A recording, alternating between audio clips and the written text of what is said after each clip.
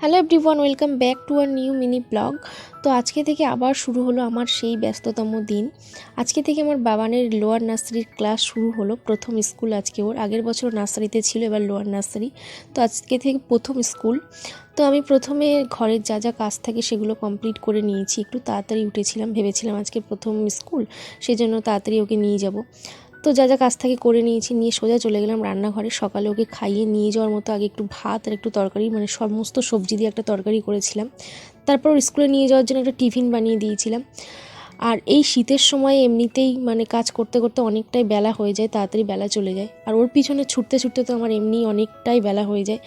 তো আজকে প্রথম স্কুল, অনেক দিন পর স্কুল বসেছে, তো কোনো মতেই যাবে না, ধরে বেঁধে এখন ওকে কোনো মতে আর কি জামাটা পরাচ্ছি।